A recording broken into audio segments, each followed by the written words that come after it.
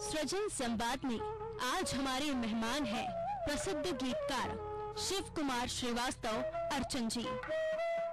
इनका जन्म मध्य प्रदेश के नरसिंहपुर जिले में 5 अक्टूबर 1946 में हुआ। प्रारंभिक शिक्षा नरसिंहपुर और उच्च शिक्षा यहीं से सागर यूनिवर्सिटी से हुई। आपने 1970 से लेखन की शुरुआत की। इनके गजल संग्रह क्या कहे कोई खूब सराहा गया।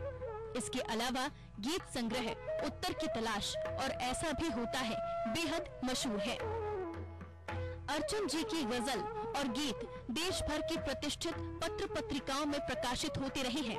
आप मंचों, आकाशवाणी, दूरदर्शन एवं काव्य मंचों पर निरंतर काव्य पाठ करते रहे हैं। आपको लोक भाषा सम्मान, बुंदेली, विद्यापति सम्मान, निराला सम्मान, नागरिक सम्मान नरसिंहपुर के साथ ही मध्य प्रदेश विधानसभा में काव्य पाठ के लिए सम्मानित किया गया। इसके अलावा अभिनव शब्द शिल्पी सम्मान और सृजन मनीषी सम्मान मुजफ्फरनगर मिल चुके हैं। अर्चन जी भारत संचार निगम से सेवानिवृत्त होने के बाद आप स्वतंत्र लेखन कर रहे हैं। तो मिलिए प्रख्यात गीतकार शिव कुमार अर्चन जी से, जिनसे बात करेंगे अनादि टीवी के ग्रुप एडिटर इन चीफ शलभ भदौरिया जी और साथ में है प्रख्यात कवि एवं पत्रकार महेंद्र गगन जी। लीजिए प्रस्तुत है सृजन संवाद।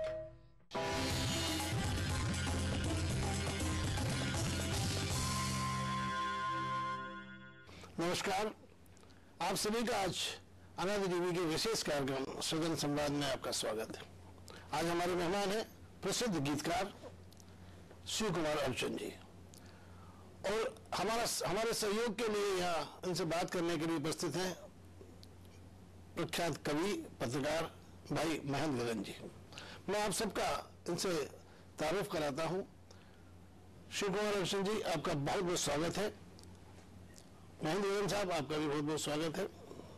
अर्चन साहब, मैं आपके इस संवाद का आरंभ करूं इससे पहले मैं आपसे ये निवेदन करना चाहता हूं कि आप शिक्षक थे? नहीं, मैं दूरसंचार विभाग में पदस्थ था और 2006 में शायद रीवा में। जी हाँ, रीवा में रहा, फिर यहाँ भोपाल में भी था। जी। तो ये साहित्य के क्षेत्र में आपका कोई पुस्तैनी चीज नहीं? पुस्तैनी हमारे कोई भी बैकग्राउंड इसमें साहित्य के लिए हमारे पास नहीं था। हमारे बड़े भाई साहब सरोज श्रीवास्तव वो जरूर कविताएं लिखते थे, तो उनकी कविताओं को पढ़कर सुनकर गोष्ठियों में आना जाना करके और किताबों से कविताएं पढ़ के, निराला को पढ़ के, प्रसाद को पढ़ के, ऐसे धीरे धीरे ये कविता लिखने का एक साहित्यिक वातावरण मिला। साहित्यिक वातावरण। छोटे भाई भी शायद गोविंद गोपाल, क्या नाम है, सेंट्रल स्कूल में थे? सुरेश, हाँ, सेंट्रल स्कूल। वो मेरे बड़े भाई थे जी। तो सबसे जो आपने पहली बार कलम चलाई गीत या कविता के रूप में, वो कब की घटना है और कैसे हुई, और उसको आज आप क्या आज भी उतना ही वो मानते हैं क्या? देखिए, शुरुआत तो मेरी हुई जब मैं कोई 9वीं 10वीं में पढ़ता था। उस समय कविताएं लिखना थोड़ा थोड़ा तुकबंदी जैसी शुरू कर दी थी मैंने, और फिर कुछ VS की कविताएं, कुछ सामयिक कविताएं और इस तरीके की कविताएं लिखी। और स्कूल के दिनों में कविता की प्रतियोगिताएं होती थी, तो उनमें मैंने कुछ प्रतियोगिताओं में भाग भी लिया और उनसे मुझे बड़ा प्रोत्साहन भी मिला, संबल भी मिला। क्योंकि नरसिंहपुर में जहाँ मैं पढ़ता था, मिशन हाईवे सेकेंडरी स्कूल में, वहाँ डॉक्टर राम कुमार वर्मा भी पढ़ते थे।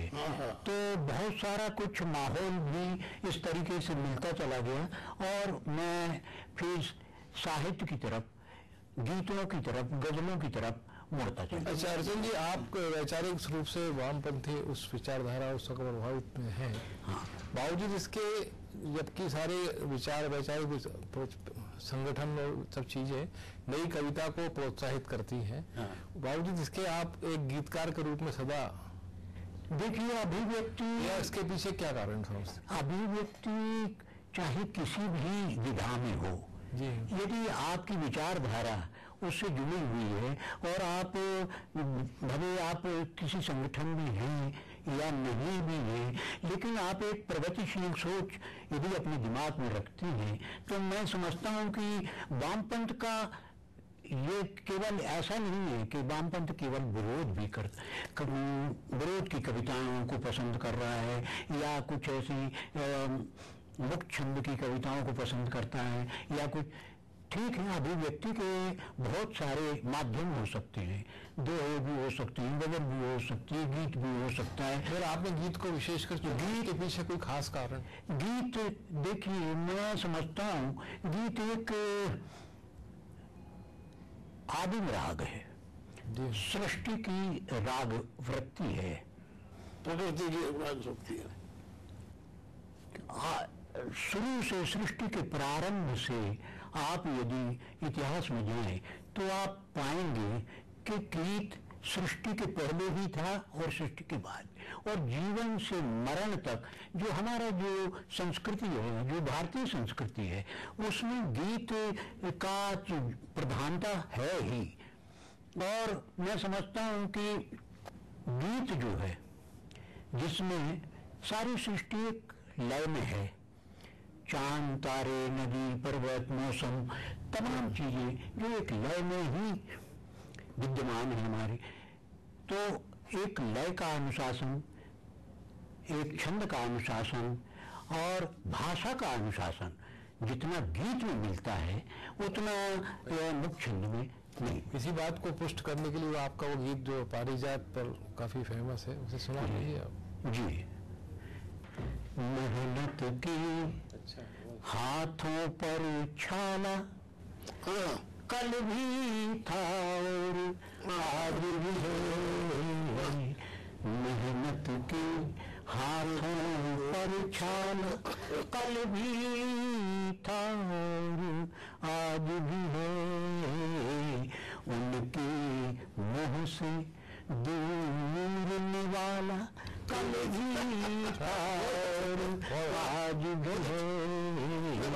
उनके मुंह से झूठ के सिक्के बाजारों में, झूठ के सर पर ताज यहाँ। झूठ के सिक्के बाजारों में, झूठ के सर पर ताज यहाँ। सच्चाई के मुंह पर ताला, कल भी था और आज भी है। सच्चाई के मुंह पर ताला, कल भी था और आज भी है। मजहब की शमशीर से मत काटो इंसान को इंसान से। मजहब की शमशीर से मत काटो इंसान को इंसान से। मस्जिद की नजदीक शिवाला, कल भी था और आज भी है। मस्जिद की नजदीक शिवाला, कल भी था और आज भी है। मेहनत की ये शेर देखिए, सतयुग त्रेता द्वापर कलयुग, इन सब का इतिहास रहा। क्या बात? सतयुग त्रेता द्वापर कलयुग, इन सब का इतिहास रहा।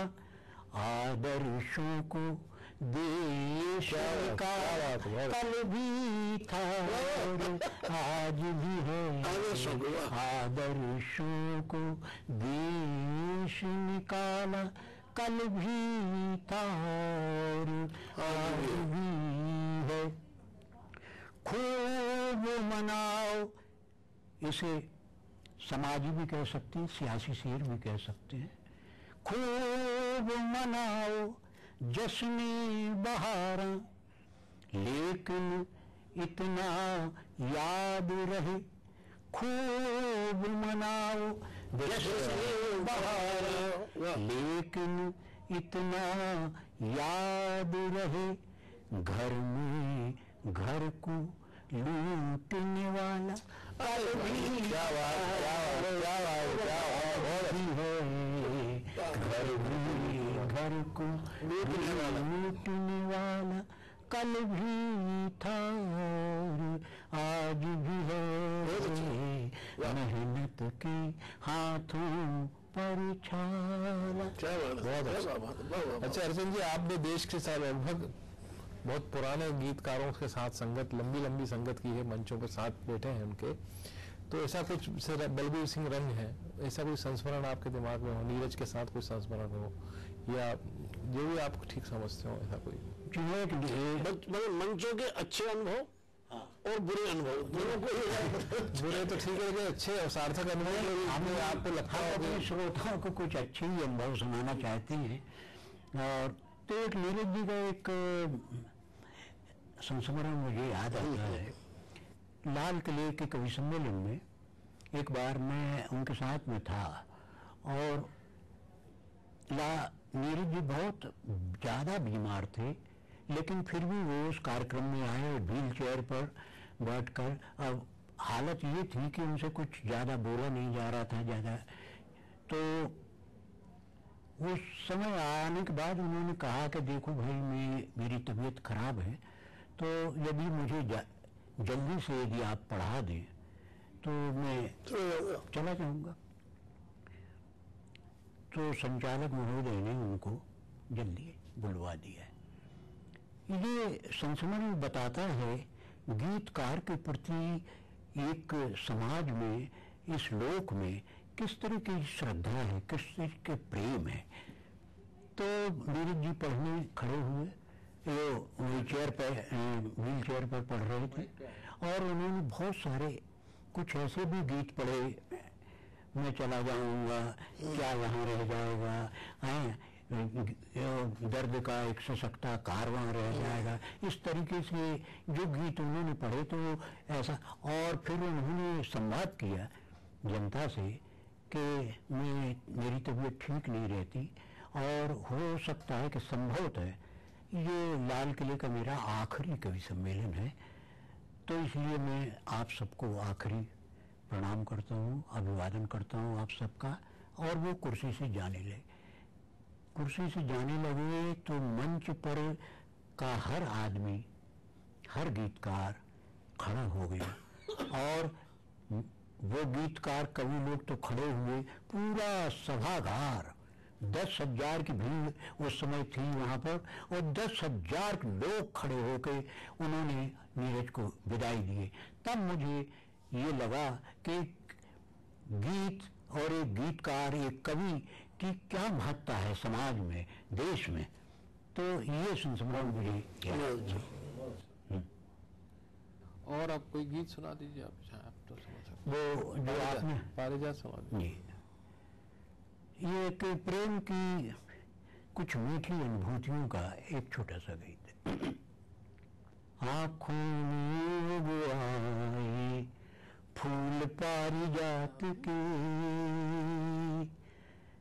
आँखों में वो आए फूल पारिजात के, ऐसे अनुदान हुए भीनी बरसात के, ऐसे अनुदान हुए भीनी बरसात के, आँखों में वो आए पारिजात के।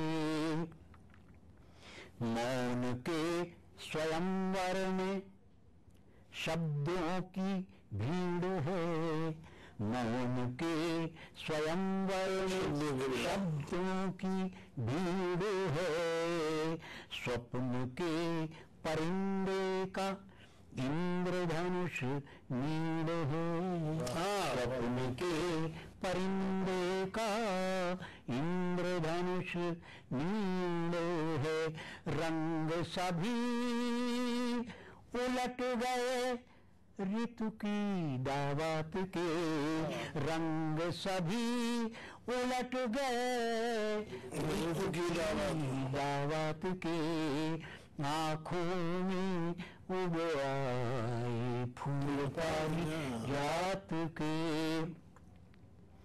सांसों पर टहल रही अनछुई सुगंधियां, सांसों पर टहल रही अनछुई सुगंधियां, राजमार्ग जीती है सोनी पगडंडियां, तितली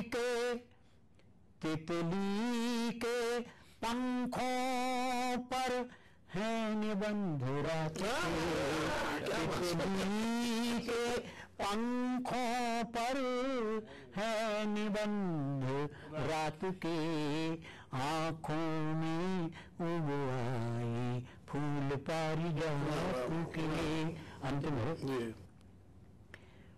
चेहरे से झांकता विनम्र आशुतोष है, चेहरे से झांकता विनम्र आशुतोष है, आँखों में लिखा हुआ, आँखों में छुपा हुआ एक शब्द कोश है, आँखों में छुपा एक शब्द कोश है, 100 मतलब निकले बिन बोली बात के, 100 मतलब निकले बिन बोली बात के, आँखों में उब आए फूल पारिजात की। वाह साहब वाह वाह, बहुत अच्छी बात है। वो एक और गीत का बहन भाई अपने बात की थी, वो सूरज वाली वही सुनते हैं। हाँ। मैं आपसे आज वर्तमान में आपने समकालीन गीतकारों में किसको मानते हैं कि मतलब जिनकी कोई संभावना है या? देखिए, गीत भी कई भागों में विभक्त हुआ, गीत, प्रगीत, नवगीत, गद्य गीत, जनगीत, इस तरीके से गीत ने भी अपनी धीरे धीरे अस्मिता खोई, और जो लोक तक नहीं जा पाया, लोक में एक जो गीत जाना चाहिए वो लोक तक नहीं जा पाया, केवल पाठकों लोकगीत नहीं बनता है जो। हाँ, ये एक मंच, एक बहुत बड़ा माध्यम था जहाँ जनता को कविता से जोड़ने का, गीत से जोड़ने का, रागात्मक प्रवृत्तियों को पुष्ट करने का, संवर्धन करने का वो माध्यम धीरे धीरे नष्ट हो गया, वो मनोरंजन में तब्दील हो गया। वहाँ चुटकुलेबाजी और व्यापारिक चालबाजियां वहाँ पर आई, तो इससे गीत का बहुत बड़ा नुकसान हुआ। पहले जमाने में 50-50 हजार लोग हर बार बच्चन को उनको सुनते थे। पहले देखिए, नेपाली नेपाली थे, बच्चन थे, सोम ठाकुर थे, नीरज थे, रामावतार त्यागी थे, शिव कुमार शिशु जी, हाँ, और बलबीर सिंह रंग, बहुत सारे ऐसे गीतकार थे आज जिनकी पंक्तियां हम दोहराते हैं, जिनकी उद्धरणता, उनके कविता में उद्धरण आज धीरे धीरे आप महसूस करते होंगे, पाठक भी और श्रोता भी, कि उद्धरणता खत्म हो रही है, आज की रचना स्मृति में ठहरती नहीं है।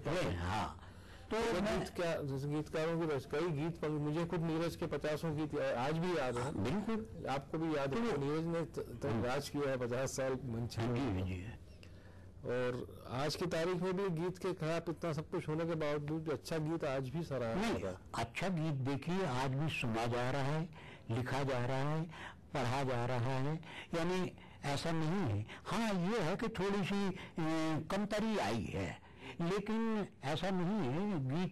गीत का आज भी यानी महत्व है, और लोक में हम देखते हैं कि दोहे रामायण है तो सूरदास के हैं, पद हैं, या मीरा हैं, या रहीम हैं, रसखान हैं, घाघ भड्री हैं, बहुत सारे लोग आज भी उनको क्यों याद करते हैं? उनकी कोटेबिलिटी है, यानी कवि की सबसे बड़ी सफलता मैं ये मानता हूँ कि उसके मरणोपरांत उसकी कविता बची रहे, उसकी कविता यदि बची रह जाए तो मैं बहुत जीवन को सार्थक समझता हूँ उसके। अब सुना दीजिए गीत सर कोई। नहीं सुना रहे ना आप? सूरज वाला एक ये विसंगतियों का एक गीत है। फूलों ने महकना छोड़ दिया, कांटों पर शबनम सोती है, बंगले की नाग फनी हंसती, आंगन की तुलसी होती है। कोई तरस रहा उजियारे को, कोई सूरज बांधे सोता है, ऐसा भी होता है, ऐसा भी होता है। युग की कुछ ऐसी, पूरे समूचे परिवेश को देखते हुए गीत सुने। युग की कुछ ऐसी नजर लगी, सब सपने चकनाचूर हुआ, नफरत की आग बढ़ी इतनी, इंसान से इंसान दूर हुए। राही को निगल गई राहें, क्या बात? राही को निगल गई राहें, अपने ऐसे प्रस्थान हुए। वाह, राही को निगल गई राहें, अपने ऐसे प्रस्थान हुए। गुलशन दे दोष किसे बोलो, जब मौसम बेईमान हो। गुलशन दे दोष किसे बोलो, जब मौसम बेईमान हुए। कोई भरता है गोदामों को, कोई खून पसीना बोता है, ऐसा भी होता है, ऐसा भी होता है। भाषण नारों की ज्वाला में, जनता की सांसें जलती हैं। इस राजनीति के सागर में कागज की नावें चलती हैं। इस राजनीति के सागर में कागज की नावें चलती हैं। संसद की मैली गीता में, बस सत्ता की मैली गीता में, बस आश्वासन की भाषा है। आदर्श देश कुछ नहीं दोस्त, कुर्सी का महज तमाशा। आदर्श देश कुछ नहीं दोस्त, कुर्सी का महज तमाशा है। कोई गगन छू रहा बाहों से, कोई गगन छू रहा बाहों से, कोई अपने पंख भिगोता है, ऐसा भी होता है, ऐसा भी होता है। हमने बहुत सारे परिवर्तन देखे, लेकिन इन परिवर्तनों में देश को क्या दिए इस पर है। सुर ताल वही, सरगम भी वही, कहने को तराने बदले हैं। नाटक तो वही पुराना है, केवल अफसाने बदले। कल ऐसा समय नहीं होगा, मैं ये समझाने आया हूँ। ऐ अंधकार हो सावधान, में आग लगाने आया। ऐ अंधकार हो सावधान, मैं आग लगाने आया हूँ। जो यहाँ मसीहा होता है, जो यहाँ मसीहा होता है, अपना सलीब खुद ढोता है, ऐसा भी होता है, ऐसा भी होता है। ये आपने कब लिखा था ये वाला? कितने साल हुए? मुझे लगता है कि 30 साल। तो ये समझ लीजिए, आपको जब आपने सुनाया था जब भी कहीं भी आपने ये कहा था कि मेरी ताजा रचना सुनी है। हाँ, और तब से मुझे याद है ये चीज। वाह वाह। इस रचना को पहली बार सुना गीतकार की सफलता है कि आप हाँ, वही आपने भी कहा ना कि आज के गीत याद नहीं रहते लोगों के, जुबान पे जोड़ते, मन में नहीं बैठते। तो वो तभी मेरे दिमाग में आई ये बात, तो मुझे कब जब इन्होंने सुनाई थी, ये ध्यान नहीं आ रहा, किसी कवि सम्मेलन में सुनाई थी, मुझे कहा था कि मेरे नया गीत आप सुनिए। वो बहुत सराहा गया था, ये उस समय बहुत सराहा गया था। अंत में बंद याद आ रहा है, सुना? हाँ, बिल्कुल सुनाइए। ऐसा भी होता है। पहले ये जो कविता के बारे में जो कह रही हैं ना, आपके 30 साल पुराना गीत मुझे याद है, तो वो कविता कहाँ से आ रही है आप देखें। पहले ये हृदय विदीर्ण हुआ, क्या बात है, तब कोई कल्पना व्यास हुई। पहले ये हृदय विदीर्ण हुआ, तब कोई कल्पना व्यास हुई। रत्ना का जिसने विरह सहा, वो कविता तुलसीदास हुई। रत्ना का जिसने विरह सहा, वो कविता तुलसीदास हुई। कविता पीड़ा की बेटी है, ये कोई जान नहीं पाया। बेकफन निराला चला गया, ये जग पहचान नहीं पाया। कोई हंसी बांटता फिरता है, कोई हंसी बांटता फिरता है, कोई अपनी पलक निचोड़ा है। ऐसा भी होता है, ऐसा भी। अब बताइए, आपको छंद अगर रह जाता तो पूरा गीत में नजर रह जाता। फिर से थोड़ा सुना दीजिए। फूलों ने महकना छोड़ दिया, कांटों पर शबनम सोती है। बंगले की नाद फनी हंसती, आंगन तुलसी होती है। कोई तरस रहा उजियारे को, कोई सूरज बांधे सुनता है। ऐसा भी होता है। एक श्रृंगार की एक गजल सुनाता है। महकती रूप की आभा, जो कहते हैं कि हिंदी गजल आ रही है, हिंदी गजल आ रही है। मैंने कोशिश की है कि गजल को साड़ी पहनाने की, बिंदी लगाने, गजल का श्रृंगार के लिए।